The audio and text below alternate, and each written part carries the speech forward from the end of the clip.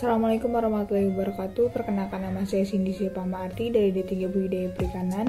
Hari ini saya membuat sebuah video tentang memaparkan praktikum manajemen kesehatan ikan yang terdiri dari pengobatan ikan, kemudian pengecekan sel darah putih dan hemoglobin pada ikan, pengecekan BOD atau bahan tercemar pada air, dan yang terakhir yaitu memperbanyak probiotik atau membuat sebuah probiotik.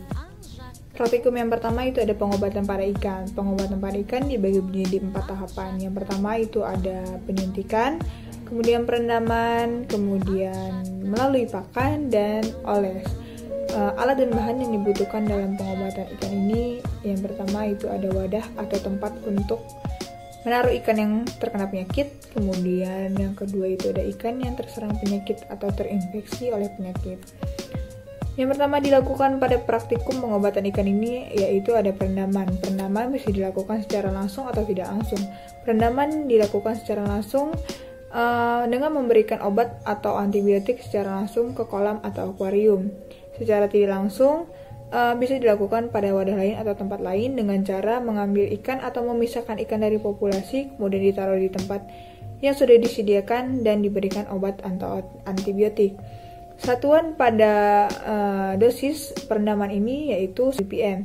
1 ppm sama dengan 1 mg per meter kubik air untuk serbuk atau padat. Kemudian dalam bentuk cair yaitu 1 ppm sama dengan 1 mili per meter kubik air, itu untuk bentuk cair. Kemudian melalui pakan. Pemberian obat melalui pakan hanya sedikit menimbulkan stres pada ikan, namun hanya efektif pada infeksi tahap awal saja, karena ikan masih memiliki nafsu makan yang baik. Dosisnya dinyatakan dalam bentuk miligram per kilogram bobot tubuh ikan untuk ikan yang berukuran besar, kemudian untuk miligram per kilogram pakan untuk bobot ikan dengan ukuran yang kecil. Selanjutnya yaitu melalui penyuntikan. Penyuntikan dilakukan hanya untuk ikan yang cukup berukuran besar, dengan keuntungannya adalah penggunaan dosis yang efisien dan tepat. Dosis dalam penyuntikan ini satuannya yaitu miligram per kilogram bobot tubuh ikan. Penyuntikan dibagi menjadi dua cara penyuntikan. Yang pertama itu dilakukan pada rongga perut atau intraperitoneal dan dilakukan pada otot yaitu intramuskular. Praktikum selanjutnya itu pengambilan sampel darah yaitu sel darah putih dan hemoglobin pada ikan. Pada praktikum ini saya mengambil dari literatur yaitu Journal of Biological Science Metamorphosa volume 6 halaman 33 sampai dengan 38.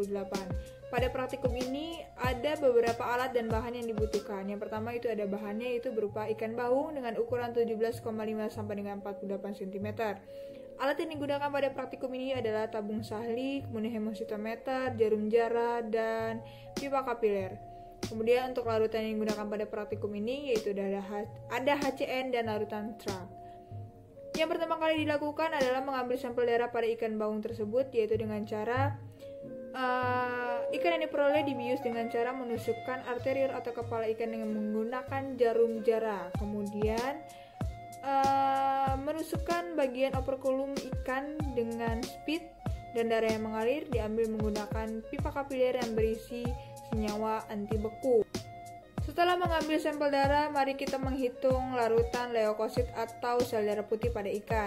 Larutan leukosit dapat dihitung menggunakan hemositometer, yaitu dengan cara darah terlebih dahulu diencerkan menggunakan larutan TRAC sebanyak 20 kali pengenceran. Lalu darah diletakkan di counting chamber dan dilakukan perbesaran sebanyak 10 sampai 40 kali.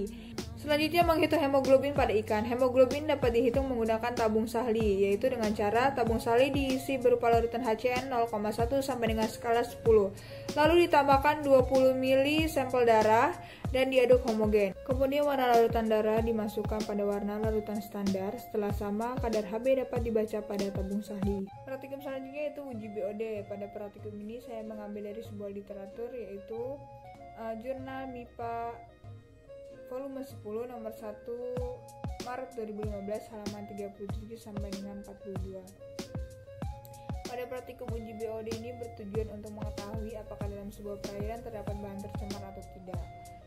Pada praktikum ini ada alat yang dibutuhkan. Yang pertama itu ada gelas ukur, gelas kimia, cawan Petri, pipet tetes, kemudian termometer, kertas label, pH indikator, kemudian botol kaca plastik, botol kaca bening, dan hot plate.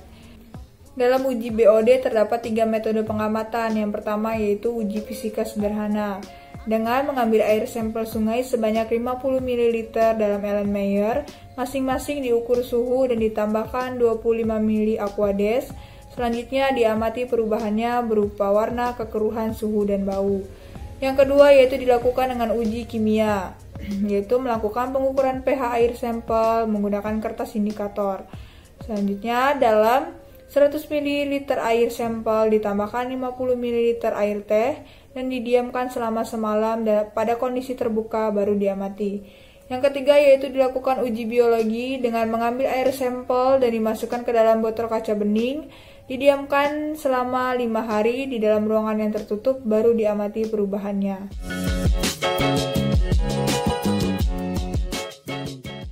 Assalamualaikum warahmatullahi wabarakatuh. Hari ini saya ingin mempraktikkan tentang bagaimana cara membuat probiotik. Nah, probiotik yang saya buat ini adalah bernama probiotik herbal, yaitu hasil fermentasi dari bakteri Lactobacillus danies. Probiotik ini hasil dari penelitian Profesor Ibnu Sadir yang dilakukan di Provinsi Aceh. Bahan-bahan atau alat yang diperlukan dalam pembuatan probiotik kali ini yaitu di sini ada Yakult, kemudian air kelapa, ada ragi, kemudian ini ada air gula yang saya larutkan yaitu gula Jawa sebanyak setengah kilo dan air 250 ml. Kemudian ada air bersih sekitar 4,5 liter. Alat-alatnya itu ada dirigen untuk menyimpan probiotiknya nanti, kemudian ada corong untuk memasukkan probiotik yang sudah kita buat ke dalam dirigen. Kemudian ada gelas ukur juga. Selanjutnya kita akan membuat probiotiknya. Hal yang pertama yaitu campurkan semua bahan yang sudah kita beli. Yang pertama ada Yakult. Campurkan ke dalam 4,5 liter air. Yakultnya kita pakai satu saja.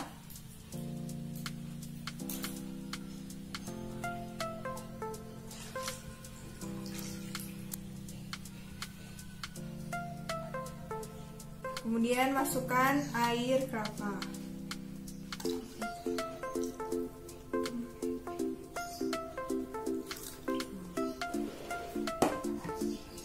Selanjutnya masukkan ragi tape ke dalam air. Ragi tapenya satu butir itu ya teman-teman. Masukkan ke dalam airnya. Aduk menggunakan centong kayu atau pengaduk.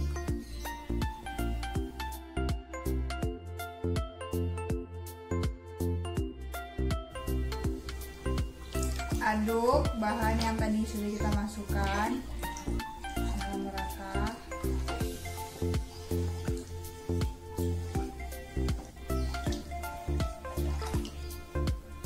Selanjutnya kita masukkan air gula. Air gula ini berfungsi untuk sebagai bahan makanan bakteri yang kita campurkan tadi. Masukkan dan aduk secara merata.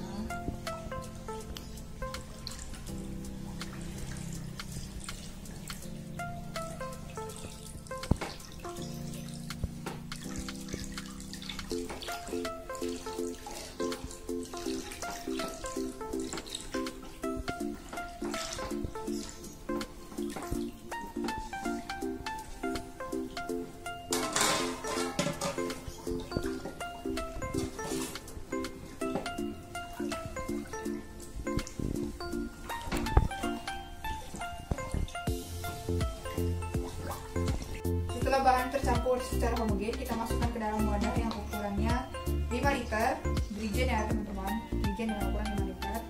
Kita masukkan secara perlahan.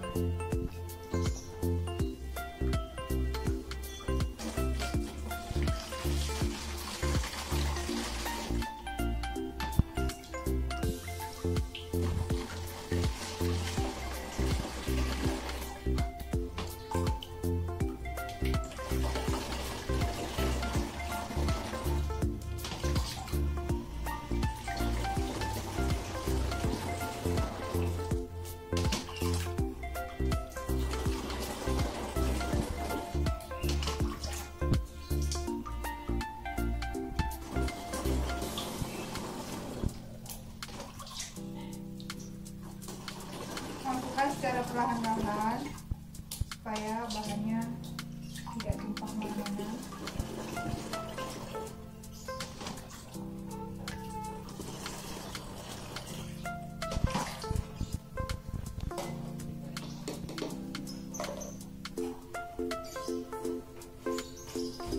Rapat. Setelah bahan-bahan dimasukkan ke dalam jerigen dengan ukuran 5 liter, ini disimpan pada tempat yang teduh atau terhindar dari sinar matahari selama 7-10 hari. Pada hari pertama atau kedua, tutup jerigen dibuka supaya gas atau oksigen yang berada di dalam jerigen menguap atau keluar. Untuk hari ini sekian praktikum tentang membuat sebuah probiotik dari saya. Saya akhiri. Wassalamualaikum warahmatullahi wabarakatuh.